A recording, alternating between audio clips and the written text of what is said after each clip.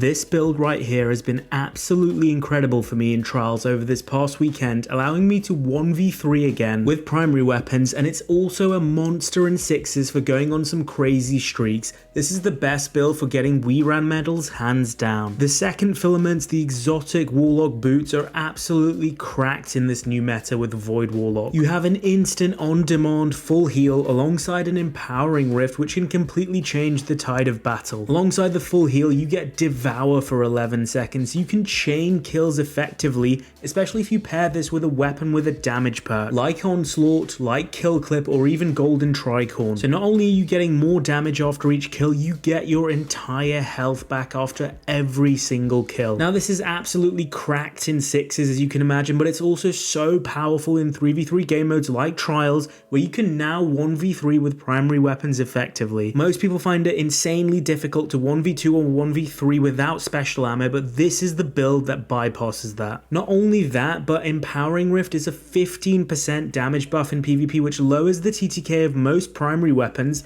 allowing you to break the deadlock in so many engagements. And alongside that, we also get Child of the Old Gods, one of the best abilities for 1v1 engagements in a primary meta. Dim link for the build will be in my Discord, link for which will be in the comments or description below. The Secant Filaments, if on a Void subclass, provides you with Devour instantly on casting Empowering Rift. Now for most subclasses, think Void Titan or Void Hunter, Devour gives you a 100 HP heal, which is good but not amazing. Actually, I think this is now 115 HP in the new sandbox with new health, but for all intents and purposes, yeah, around 50% HP with standard Devour. But with Void Warlock, we pair this with the aspect Feed the Void. This enhances Devour and doubles the amount Devour now heals to 200 HP, or 230 HP in this new health sandbox, which is practically a full heal. So now we can truly chain kills and get our entire health back instantly. It's a complete game changer. Feed the Void also improves your grenade regeneration that's provided with Devour.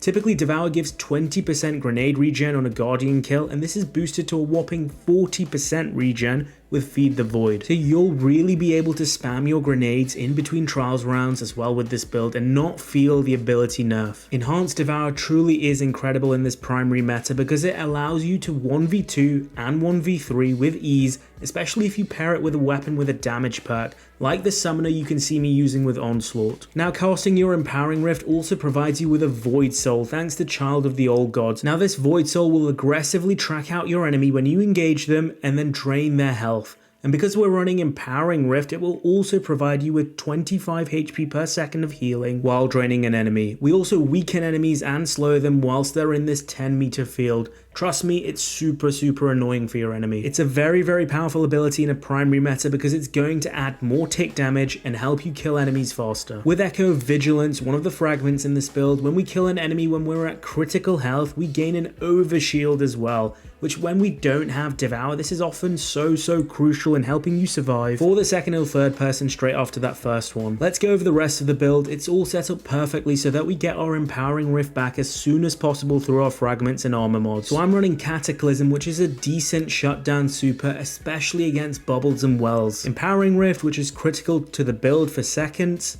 Burst Glide, Pocket Singularity, which I haven't spoken about much before, but it's super underrated in my eyes. The knockback from this melee saves you on so many occasions. Sometimes you can actually knock people out of bubbles and wells, which is super useful in this meta. Scatter Grenade, which is still an incredible grenade for one-shotting people with a singular grenade. We've talked about our two crucial aspects, Feed the Void, which causes Devour to become enhanced, and Child of the Old Gods, which lets you have a Void Soul. Feed the Void also makes sure that your other abilities also grant you with enhanced Devour, so if you get a Pocket Singularity kill, a grenade kill, or a super kill, you will instantly get your entire health back. In terms of fragments, we've talked about Echo Vigilance, which provides you with an overshield.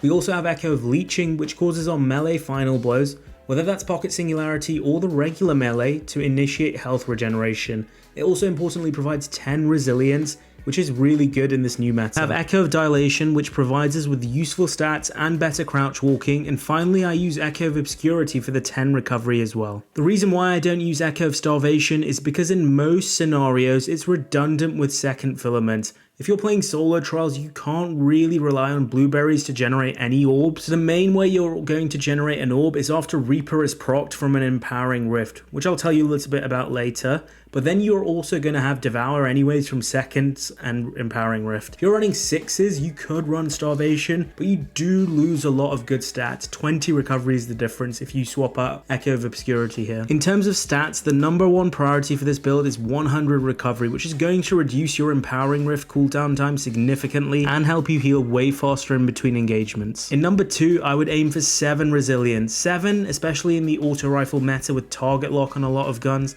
helps to negate a lot of crucial resilience thresholds and will help you survive that one extra bullet, which could be the difference between life or death. The reason why I'm advocating for this now more than ever is because people aren't running around with snipers or shotguns one-shotting you all the time anymore. So resilience does matter now, I think even more. Then go for discipline for number 3 as high as possible so you can get your powerful scatter grenade back ASAP. In terms of armor mods, it's all set up so we get our Empowering Rift back quicker. On our class item, I run 1 Reaper and 1 Distribution mod. Reaper means we can generate an orb of power if we get a kill within 10 seconds after using our Empowering Rift, which is a generous amount of time similar to Devour with Secants. Distribution gives us more class ability energy when we deploy our Rift, which is always nice. I've also chucked on a Bomber mod on top for more grenade energy, but this may not be possible for you depending on your build. Although the Orb of Power doesn't proc Devour with the way I've set up my fragments, it does give us back tons of class ability energy because we run 2 stacks of Insulation along with 1 stack of Absolution. Then run the relevant Unflinching, Dexterity and Targeting mods for your specific weapons in the build. In terms of weapon recommendations, I highly recommend using a weapon with a damage perk or onslaught so you can chain kills on top of Devour so much easier. I've really enjoyed my Summoner with onslaught, but anything works, trust me. I've had success with a kill clip Battler, Golden Tricorn Prosecutor. As long as there's a damage perk, it really doesn't matter what weapon you use this build with. But there you have it, the new king of Warlock PvP builds, the Voidwalker Secant Filaments. It's super underused yet so powerful in this new primary meta. A game changer for me in both 3v3 game modes and quick play as well. If you're not subscribed already, what are you doing? This is the one channel that brings you those sleeper PvP builds before anyone else. I'm Mr. On It, and that's it for today. Peace out, guys.